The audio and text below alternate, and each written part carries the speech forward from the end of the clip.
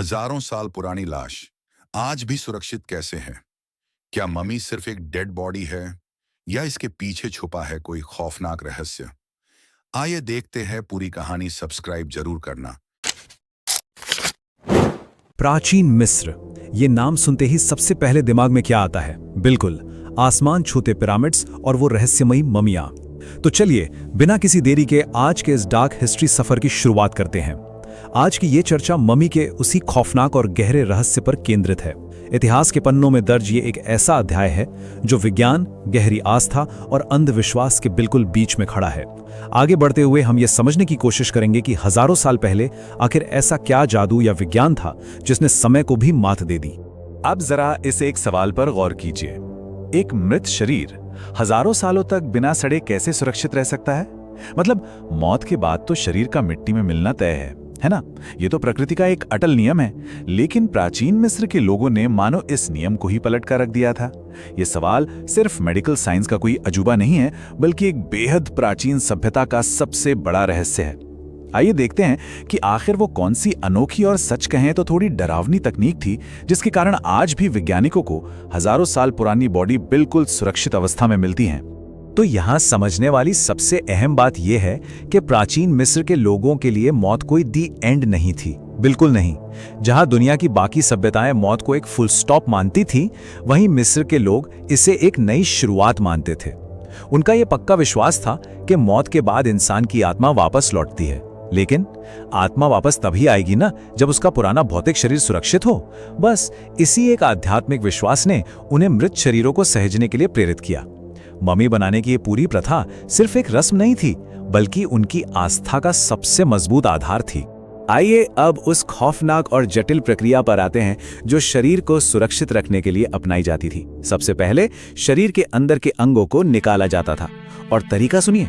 एक लंबे लोहे के हुक को सीधे नाक के रास्ते डालकर मस्तिष्क को बाहर खींच लिया जाता था। सुनने में भले ये अजीब और क्रूर लगे, लेकिन विज्ञान के नजरिए से ये बहुत ही सटीक कदम था। इसके बाद पेट, फेफड़े और बाकी अंगों को निकालकर खास जार्स में सुरक्षित रख दिया जाता था। लेकिन एक अंग था जिसे वो जानबूझकर नहीं छूते थे, हृदय। दिल को शरीर के अंदर ही छोड़ दिया जाता था। ऐसा इसलिए क्योंकि उनका मानना था कि दिल ही इंसान की आत्मा और उसकी यादों का असली केंद्र है, और वापस लौटने वाली आत्मा को इसी की सबसे ज्यादा जरूरत होगी। अंग तो निकल गए, लेकिन अब शरीर को सड़ने से बचाने की सबसे बड़ी चुनौती थी उसकी नमी को खत्म करना। इसका उनके पास एक बहुत ही शानदार वैज्ञानिक समाधान था, नाइट्रॉन। ये एक तरह का खास नमक जैसा पदार्थ था जिसका काम था शरीर की सारी नमी को पूरी तरह से सोख लेना। मृत शरीर को इस नाइट्रॉन से पूरी तरह ढक दिया जाता था, जिससे वो धीरे धीरे सूखने लगता था। सच में ये दिखाता है कि प्राचीन मिस्र के लोगों की केमिस्ट्री की समझ कितनी कमाल की थी। वो अच्छी तरह जानते थे कि अगर नमी ही नहीं होगी तो बैक्टीरिया पनपेंगे ही नहीं और शरीर सदियों तक सुरक्षित रहेगा। और ये जो नंबर है ना, ये इस बात को बखूबी दर्शाता है कि इस पूरी प्रक्रिया में कितना धैर्य और कितनी मेहनत लगती थी।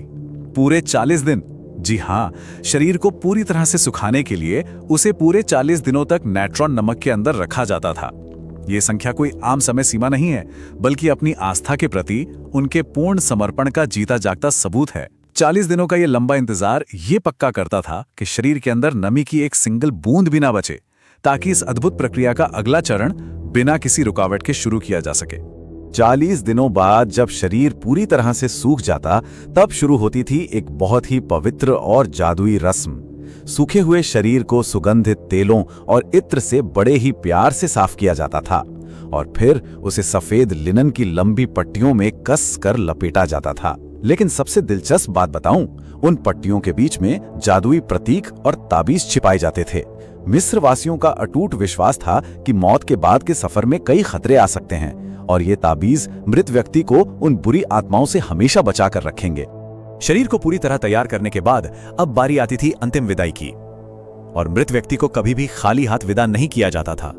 मम्मी को बेहद खूबसूरत नक्काशीदार ताबूतों में रखा जाता था, और फिर उन विशाल पिरामिडों या गहरे मकबरों में हमेशा के लिए दफना दिया जाता था। लेकिन उनके साथ ढेर सारा भोजन, सोना और बेशकीमती गहने भी रखे जाते थे, क्योंकि उनका यह साफ मानना था कि आफ्टर लाइफ यानी मौत के बाद की दुनिया में भी इन सारी सुख सुविधाओं की जरूरत पड़ेगी। ये उनकी आफ्टर लाइफ की भव्य कल्पना को हमारे सामने बिल्कुल जीवित कर देता है। अब थोड़ा फास्ट फॉरवर्ड करते हैं। हजारों साल बाद जब आधुनिक खोजकर्ताओं ने इन मकबरों को खोला तो उन्हें ममियां बिल्कुल सुरक्षित हालत में मिली। ये प्राचीन विज्ञान की बहुत बड़ी जीत थी। लेकिन इस पूरी कहानी का एक दूसरा और बेहद डरावना पहलू भी है जिसने पूरी दुनिया को कंपा कर रख दिया। इन मकबरों के साथ एक खौफनाक अफवाह भी बाहर आई, ममी का श्राप। ऐसा कहा जाने लगा कि जिन लोगों ने भी इन मकबरों की शांति को भंग किया उनके साथ बेहद अजीब और जानलेवा हादसे हुए। क्या यह महज एक इत्तेफाक था या कोई प्राचीन चेतावनी जो आज भी अपना काम कर रही है? इस श्राप की कहानियों ने ममी के विज्ञान को एक डरावने रहस्य में बदल दिया। तो इस पूरी चर्चा के अंत में एक बड़ा सवाल हमारे सामने अब भी खड़ा है। क्या ये ममियां सिर्फ इतिहास के पन्नों में दर्ज एक पुरानी रासायनिक तकनीक का हिस्सा हैं, या सच में उनके अंदर आज भी कोई रहस्यमयी ऊर्जा छिपी हुई है? वो जो अजीब घटनाएं घटीं, वो आज भी विज्ञान और तर्क के सामने कई सवाल खड़े करती हैं। अगर इस डार्क हिस्ट्री के सफर ने गहराई से सोचने पर मजबूर किया है और ये जानकारी रोचक लगी है, तो इस चैनल को सब्सक्राइब जरूर करें ताकि भविष्य में ऐसे ही रहस्यमयी विषयों पर जानकारी लगातार मिलती रहे।